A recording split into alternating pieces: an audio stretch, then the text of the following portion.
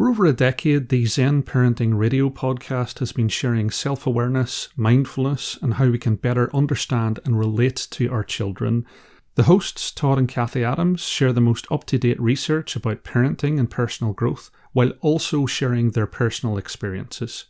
Don't miss out on how to live a life filled with connection and meaning. Follow or subscribe Zen Parenting Radio today. Are you attached to being right? Do you find it difficult to have your beliefs challenged? If so, how do we learn to chill out and get a bit more loosey-goosey about our worldview? Welcome to Mindfulness for Beginners.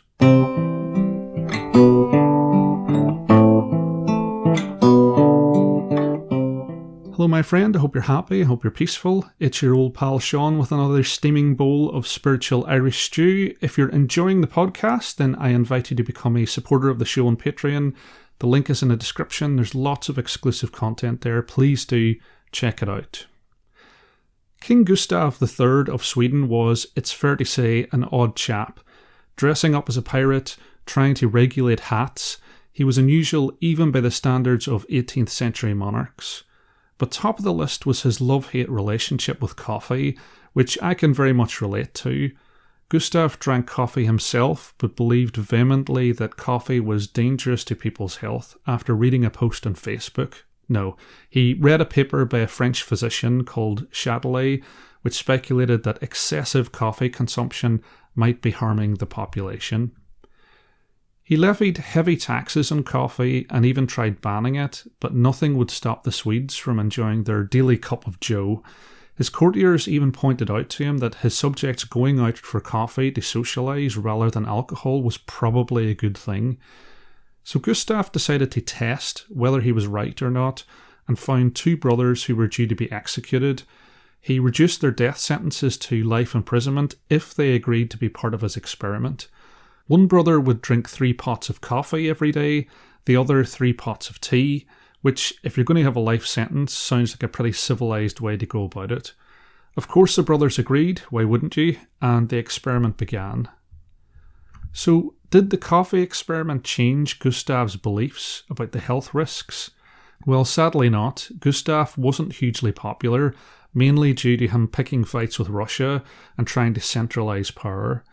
At one of his masquerade balls, the ones that he liked to dress up as a pirate for, a group of his nobles decided to shiver his timbers by assassinating him, which ultimately led to parliamentary democracy in Sweden. I can hear you say, come on Sean, forget about the evolution of political institutions in Sweden. What happened with the coffee guy? Well, both the coffee brother and the tea brother lived well into their 80s, massively outliving the physicians that oversaw the experiment. Their only real punishment was having to pee 17 times a day. What's the point of this story? Is there any point to this story? Well, while Gustav's views were not really based on reality, and you can't run an experiment with a sample size of 2, he was prepared to recognise the uncertainty of his beliefs and challenge them, and it feels like that's what's starting to slip in the current climate. There's sometimes an unwillingness to engage with people with different views to your own, to challenge our own view of the world. The internet has become a double-edged sword. Originally it was an opportunity to be exposed to the values and viewpoints of people across the world, but we've now ended up with systems where the only people we're exposed to are those who agree with us, which can feel comforting and validating. But then when we do hear the opinions that differ from ours, they can seem strange and uncomfortable and wrong. Pre-internet, we resolved differences of views through a kind of collective consciousness in our communities. People debated and sometimes fell out with others with different views, and through that process we arrived at a shared perspective on how things should be. You were influenced by the community, and the community was influenced by you. I don't have a rose-tinted view of this. I grew up in a small community, and it can also result in people being ostracised or worse. But what we're starting to lose the ability to do as a collective consciousness is to exchange views in a way that isn't adversarial, Discussing our beliefs doesn't need to be like a team sport with one side winning and the other side losing. It can be carried out in a way that tries to understand the life experience of the person that led to them having that perspective.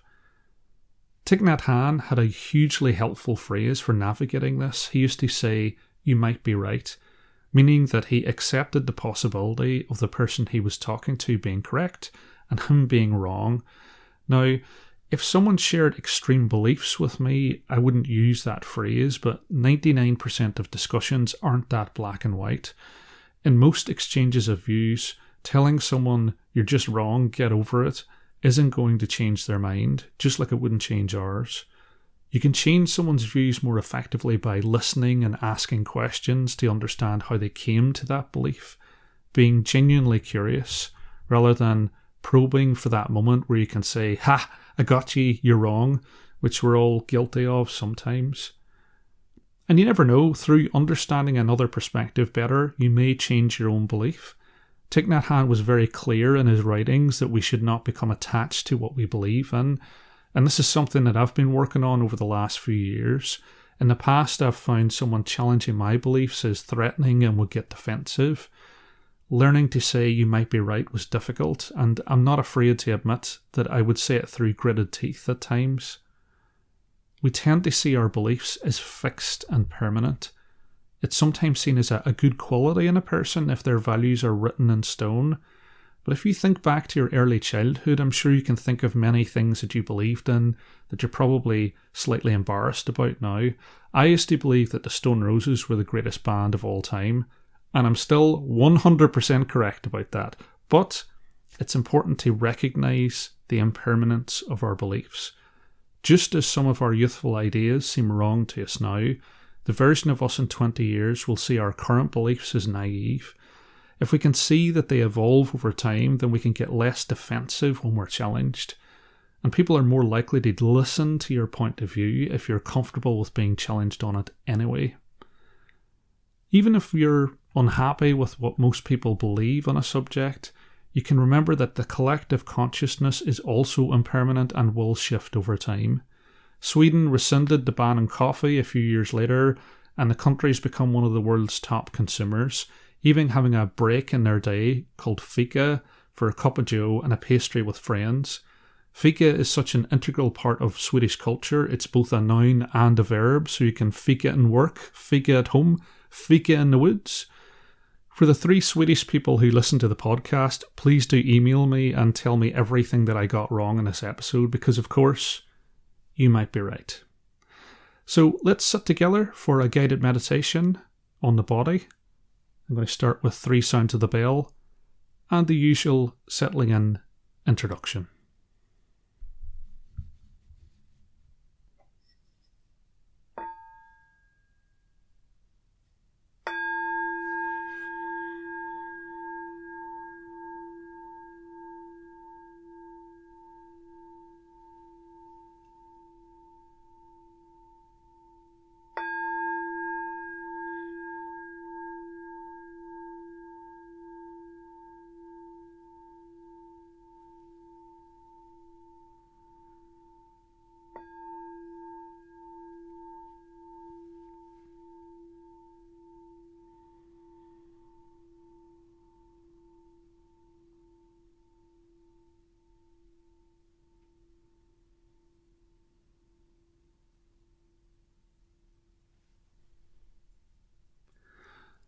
We're going to start, as we always do, by applying our beginner's mind to our posture.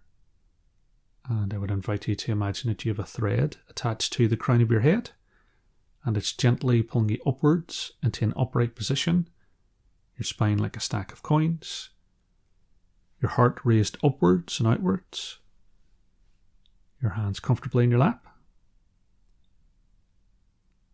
and just allowing a gentle smile to emerge in your face as we enjoy the stability of our posture.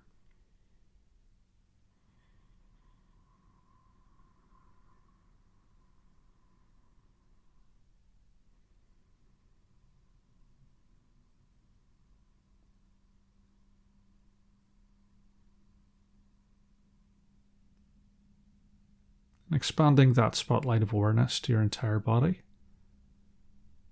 Noticing where you feel warm or cold. Noticing where you feel tense or relaxed. Becoming aware of the sensation of the clothes against your skin. And the points of contact between your body and the chair and the floor.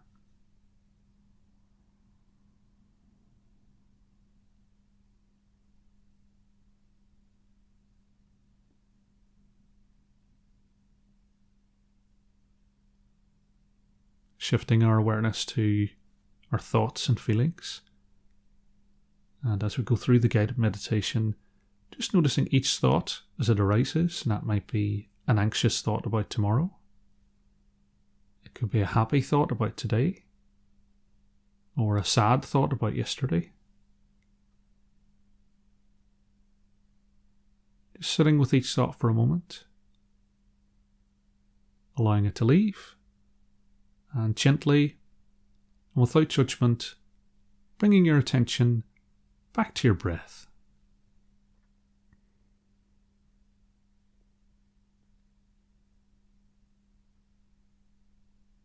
And finally, focusing your awareness on the breath, noticing that column of air between your nose and your diaphragm. Noticing how the air feels cooler on the way in, warmer on the way out.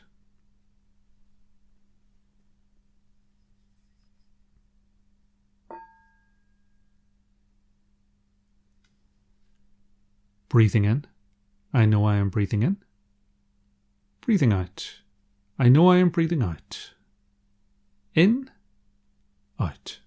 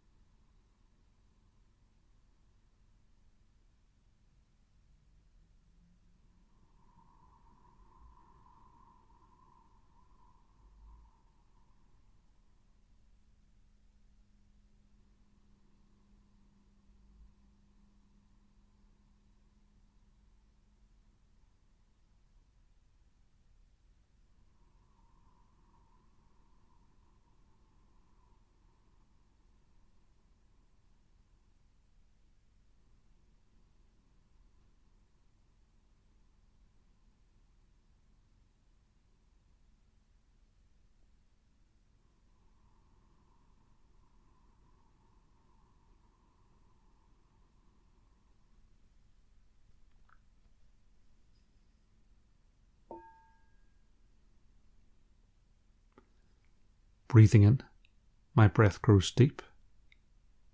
Breathing out, my breath goes slow. Deep, slow.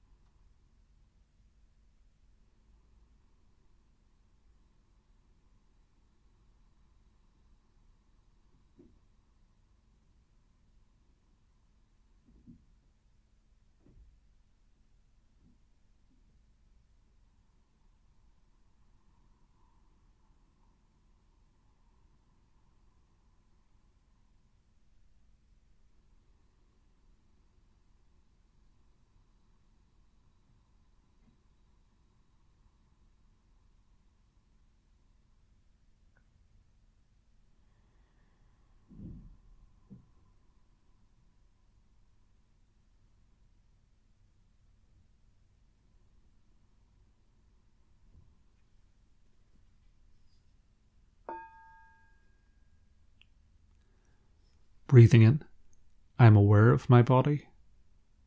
Breathing out, I relax my body. Aware of body, relaxing body.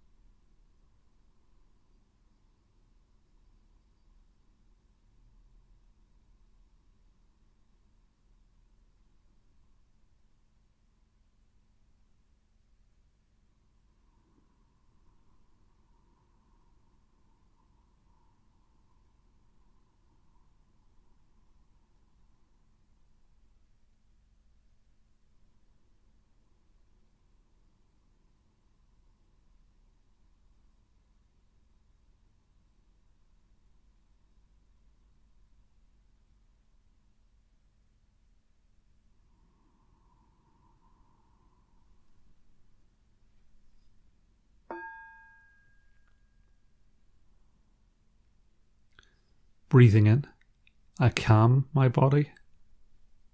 Breathing out, I care for my body. Calming body, caring for body.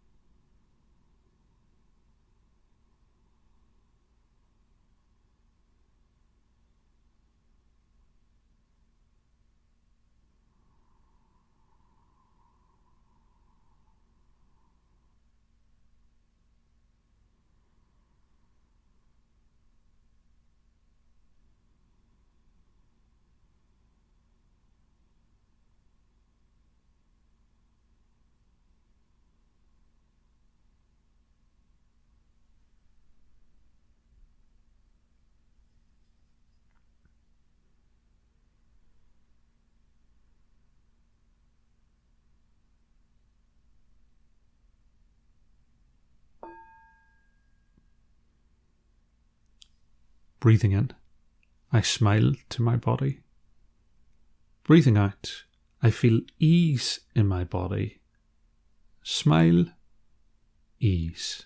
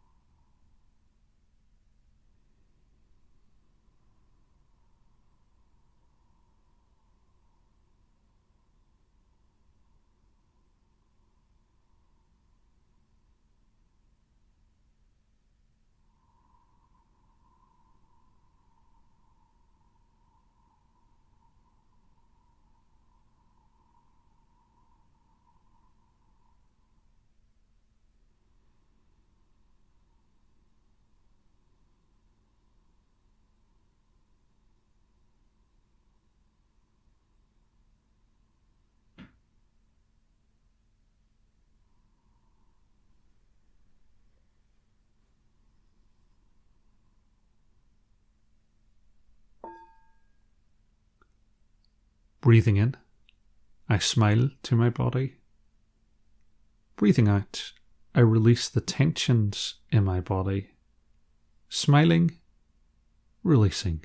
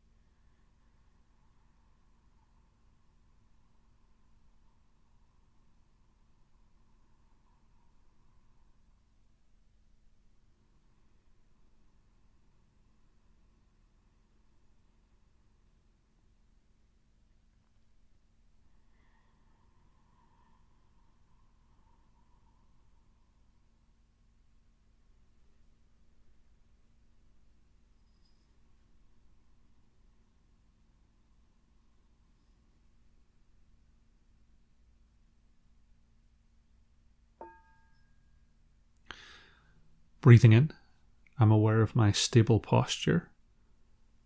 Breathing out, I enjoy the stability. Stable posture, enjoying.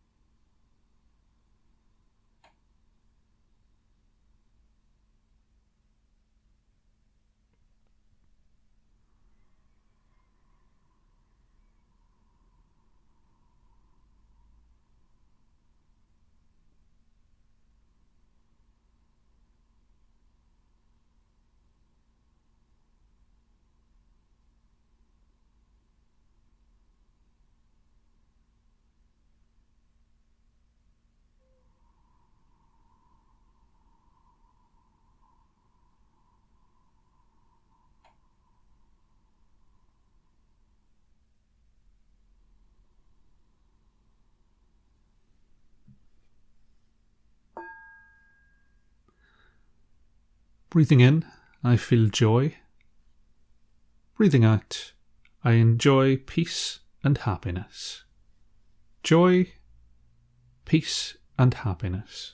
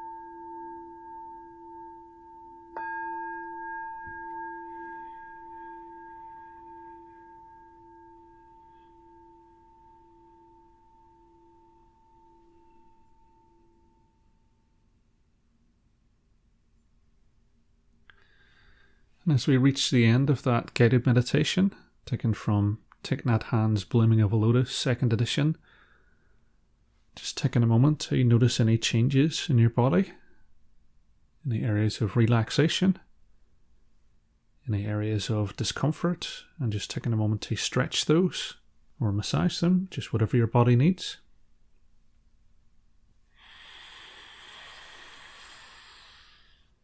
Noticing any changes in your mind, and if you feel a sense of calm or peace, then I would invite you to carry that through the rest of your day. And finally, opening your eyes and returning your awareness to the room that you're in. And may you be happy, may you be peaceful, and may you see yourself through the eyes of understanding and compassion. Slán will you, and I'll see you next time. Well, I've been afraid of changing, 'cause I